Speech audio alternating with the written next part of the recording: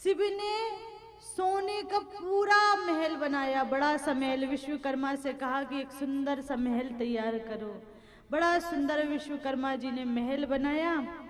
अब जिस दिन भूमि पूजन रखा तो उस दिन सबको बुलाया और ब्राह्मण देवता को भी पूजन करने बुलाया।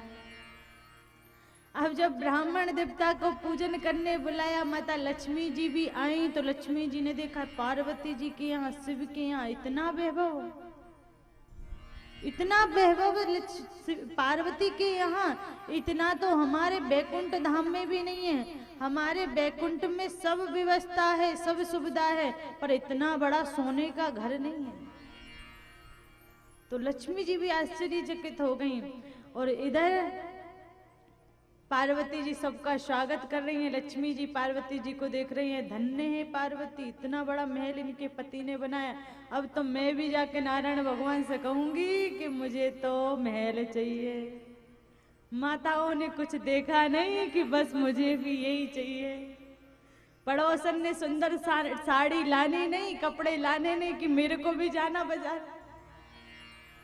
नहीं जाए तो जिद कर करके ले जाए, और जिद करके भी नहीं माने तो गुस्सा हो ही नहीं बैठ जाए, रोटी बना के दूं ही नहीं, मत ले जाओ।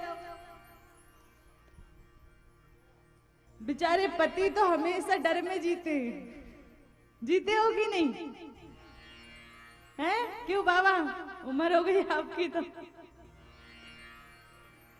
अभी नहीं बोलेंगे, घर जाके कहेंगे सही के। बहुत गुस्सा हो जाए तो भी उनको पता है कि जेब हमारा ही खाली होना है, और अगर प्रसन्न हो जाए तब भी पता है कि जेब भी अपने ही खाली होना है।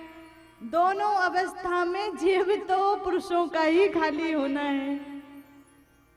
तो वो दोनों चीजों से डरते हैं। वो अधिक प्रसन्न भी नहीं हो, अधिक खुश भी नहीं हो, अधिक दुखी भी नहीं हो। जैसी है वैसी रहिया जगदम्बे, कम से कम जेब बचेगा। तो यहाँ शिव जी ने माता पार्वती जी के लिए सुंदर महल बनाया। अब उसमें जो ब्राह्मण देवता आए थे उनने पूजन करवाया।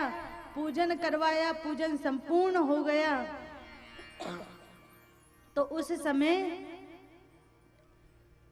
पार्वती जी ने पूछा, हे ब्राह्मण देवता, जो आपकी इच्छा हो वो मांग लो, सब कुछ देने के लिए तैयार हूं, जो तुम चाहो। आज मैं बड़ी प्रसन्न हूँ, बड़ी खुश हूँ। तो वो ब्राह्मण देवता जो थे वो बोले कि पहले तो हम कभी मांगे नहीं किसी से और मांगते ही नहीं है, पर आज अगर आप कह रही हैं मांगने की तो हम मांग लेते हैं। पर एक संकल्प पहले करना पड़ेगा, जो मांगूंगा वही देना पड़ेगा।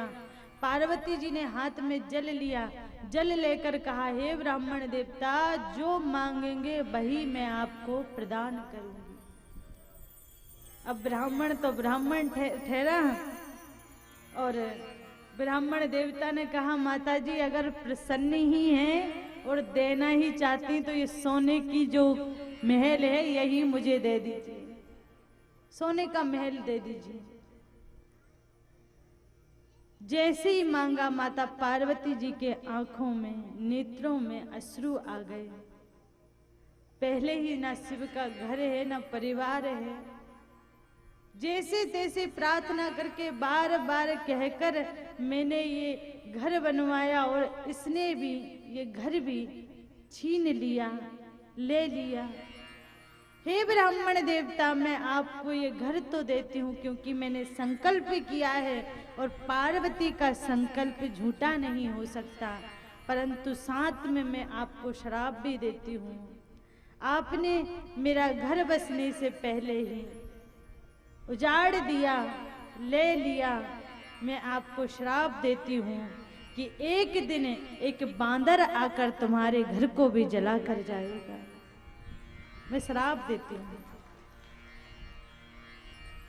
वही हनुमान जी महाराज ने सोने की लंका जलाई, और रावण ही वो ब्राह्मण था जिसने माता पार्वती जी से सोने की लंका मांगी थी। ये भगवान शिव का महल था, जिसे भगवान शिव ने स्वयं हनुमान स्वरूप लेकर सोने की लंका को समाप्त किया।